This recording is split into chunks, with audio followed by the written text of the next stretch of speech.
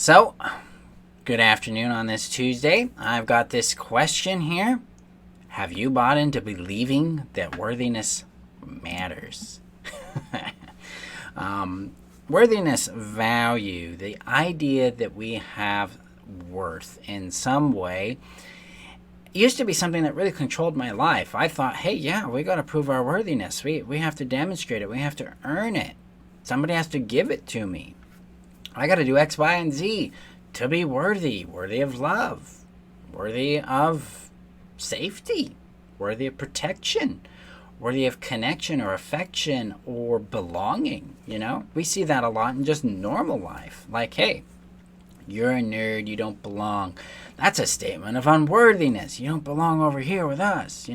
Somehow we're excluded because of the way we are, because somehow the way we are means we're of less value. And this is a really prominent, pervasive piece of bullcrap in our life, really. Fundamentally, the idea that our value can be measured, it can be judged, it can be quantified, it can be determined is bullshit. And we've bought into it, okay? If you've bought into the idea that your worthiness deserves to be evaluated, that it actually needs to be measured and that even matters, then you have bought into the narcissistic lie that keeps you trapped and hooked on their approval. Because it's a really smart way of getting control of people. So what you do is you suggest that you have a better knowledge, a better authority, a better power of some sort, better insight or something, into the value and worthiness of a person. You get them to question their worth, question their perception. You gaslight them, and then you suggest that you can help them solve that problem that you just created for them. This is how narcissistic systems work. This is how narcissists work. This is how abusers get people who are not necessarily confident in who they are to obey and follow them. This happens all the time. It happens in schools, it happens in churches, it happens in relationships, it happens in marketing, it happens in the media, it happens in politics. It's pervasive because the objective is control rather than connection. And those of us that seek connection, we typically are the ones who would show up as codependents in our life initially and then grow into healthy, interdependent human beings.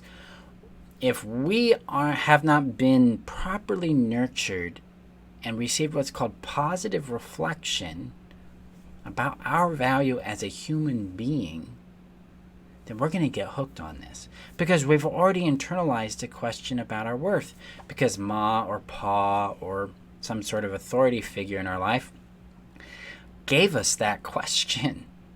They gave us the question by their behavior. Sometimes it's very overt, like, are you worthy? Yeah. Do you really deserve that? Is that something that you really think you deserve? But a lot of times it's covert, and it's not a lot of times even deliberate.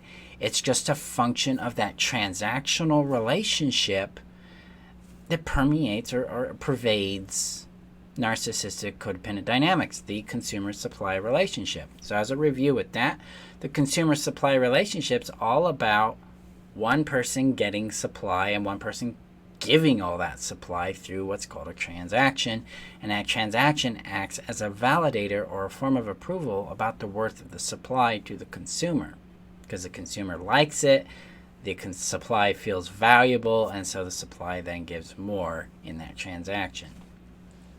This robs us of our ability to connect with genuine value. Here's the trick. This is really, really kind of the paradox of value. If we're really going to tap into our value, we're really going to escape this idea that worthiness even matters and start to occupy worthiness rather than evaluate and question it all the time. We got to move into being it. So we got to understand what value actually is. And this is going to kick a little bit. I mean, it still makes me kick a little bit in my stomach, like, oh, yeah, that's true. Because value isn't something we earn. Value isn't something we demonstrate. Value isn't something that is external. It's something we be. And it's rooted in the beingness of who we are. Okay? We have innate value. But that innate value does not need to be proven. It doesn't need to be measured. It doesn't need a number. What it needs to be is experienced by us, respected by us. Now, value is actually an energy within us. It's how we experience ourselves, how we feel and see ourselves when we look at ourselves through a lens of love. That's the key. Now, in narcissistic dynamics, we're conditioned to interpret or see ourselves through shame. So that teaches us to look at ourselves as unworthy. We have a shameful response towards our presence, our energy, our beingness, our existence. But then we also have shameful responses to our feelings and our wants and our needs and our quirks, to our nature, to our individuality.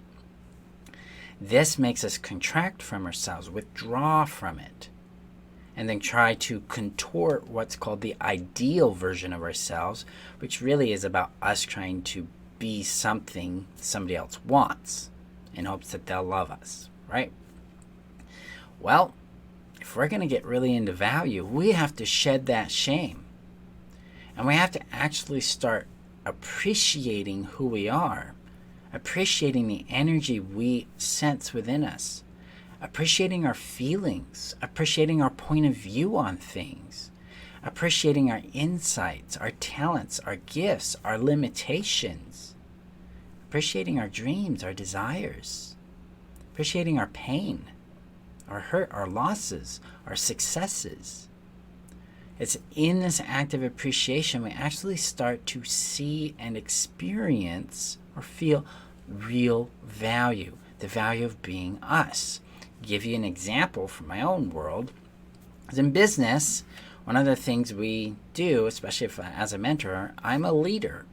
But for the longest time in my head, I haven't seen myself as a leader. I've seen myself as this small, kind of like a boy in my mind. I'm like, I'm just a boy, I'm just a child. Because I didn't grow up in a system, I didn't grow up in an environment or a family where people became adults. It's just that people were children, they had to be managed even though you're an adult. As an adult, you still have rules determined by some other person who claims to be an authority over something. Well, now that I'm more an adult, more rounded for myself, my mind's becoming aware of how people perceive me based on how they respond to me. Okay? That's what's called reflection. How is this person responding? What are their responses? How are they reacting to me? That gives me an idea of how they perceive me. That doesn't define my value. Boom. We have to understand that. Codependent dynamics, value is what's called externalized. It's external orientation. We depend on people, places, and things to define our value. We take the cues from them. With healthy, what's called internal orientation, we're like, oh, I define my value. In fact, if we want to go really radical, we want to get into the brilliance component of this. I don't define my value. I experience it. I hold space for it, and I become the witness of it. And then, embodying that, I act from that space of value. So I've been doing that a lot lately, and it's showing up, it's being reflected back to me that people perceive me as an authority in what I do, but also someone cool to know. And it's very fun to watch how some people see it that way and some people don't. You get that division going on. You get these polarized views, and you get alternative perspectives going on. Very cool, because it helps you understand that you own you. It's helping me see that I'm me despite this reflection I'm getting that's very opposite a lot of times from people. That's what's cool about this. My value is no longer contingent on that external feedback. The external feedback is actually educating me about how that person sees me than it is about educating me about myself. Now, if someone gives me reflection and say, hey, Marshall, when you do this, it really upsets me, that can be valuable feedback. I'm like, okay, I need to look at that, maybe change that or tune it up or something. But ultimately, if we're to anchor into our value, we have to come back in our body. We have to get out of our analysis. We got to get back in our body. And we have to stop seeking value. We got to stop believing that our worthiness actually matters to the point that we need to evaluate it. And we need to move to a place of stillness or centeredness with it, or what would be called a de facto standard or a governing rule, governing value, is that I am valuable. Period. That's it. Okay? I'm valuable. Nothing else. Done. That's how we start to understand and respect our value. Because we're not evaluating it anymore. We're not justifying it. We're not defending it. We're not out there going, oh, it's got to be this or I got to do that. It's more like we're in the presence. We're in the beingness of it. It's still, it's anchored in us.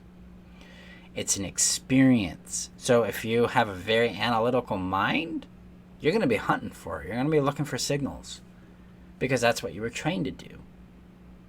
This is the opposite of that. It's to embody it. It's to relax and rest into it and go, that's what it is. I'm valuable. And when your mind starts giving you that old track record, the old tape in your head that's like, you're not valuable, or what if we're not valuable? What if it means this or that? We return our focus back to that value. We get rooted back into that energy. And we train our brain to meditate and focus on that rather than be meditative and focused on this tape that's constantly running. That's the power of this. When we escape, or we decide to leave the idea that worthiness matters, then we get to be worthy anyway because we're no longer proving it. Because it's not something that we lack. It's something that's abundant within us. And now we can move on to doing the big things we want in our life because we're not consuming, our energy is not consumed by trying to be worthy. It's not consumed by seeking permission from an external source or from within us to do a thing or be a thing or have a thing. Instead, we become aware of what we would like to do, what we would like to have, and what we would like to be based on the wisdom that's within us through that framework of worthiness and value.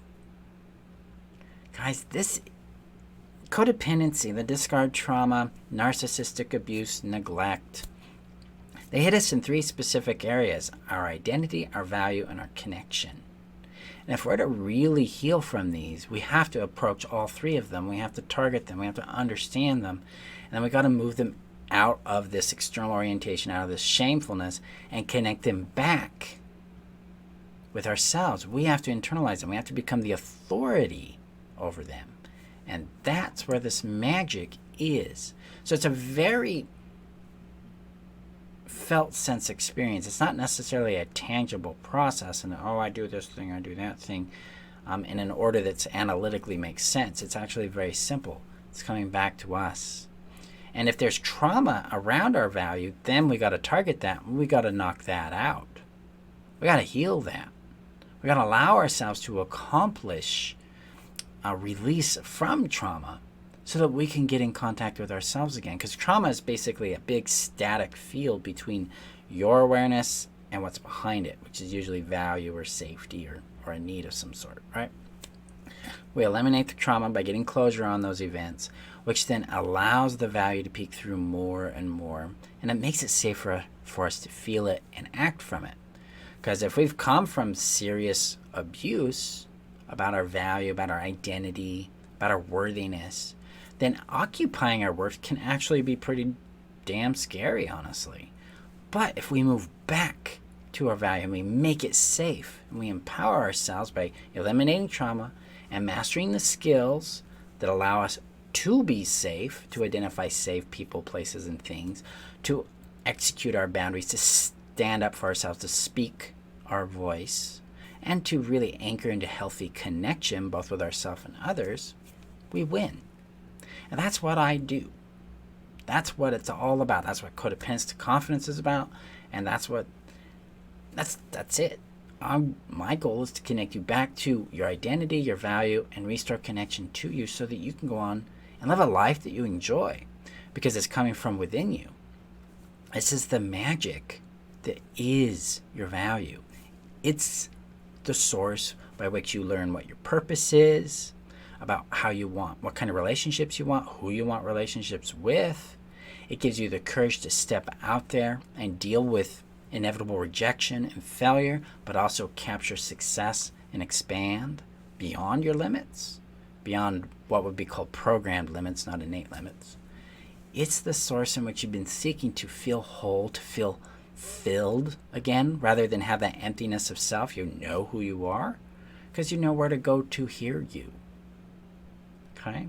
So this is the importance of value. And we get back to our value by giving up the belief that our worthiness actually matters, that we have to prove it. Worthiness is sacred. Value is sacred. It's not something we prove. It's not something we even demonstrate. It's something we occupy and we be and we act from. Okay? So let me know your thoughts on this, guys, because it's a big concept. It's one I've touched on many times. I'll touch on it again and again because it's so central to actually healing and living beyond codependency, beyond trauma, beyond narcissistic abuse. It's essential you get this, because without it, you're going to get caught in therapy loops, you're going to get caught in self-help loops. You're not going to actually complete your healing. You're going to be stuck in it. And while that could be really lucrative for some people, I mean, yeah, you could keep buying things from me. I don't want that. I want you out there healing so you can do the things that you're here to do. Be you. That's what matters. That's why I focus on this over and over and over. Okay, so if you want help with this, if you want to take back your value, then I invite you to take my master class. You can go to workshop2.freetheself.com. Take my masterclass on how the discard trauma has impacted you, how narcissistic abuse is related to that, and the invisible relationship behind that, and then the step-by-step process that makes this real for you. Okay? I appreciate you guys. Let me know your thoughts on this. Comment below if you're on YouTube.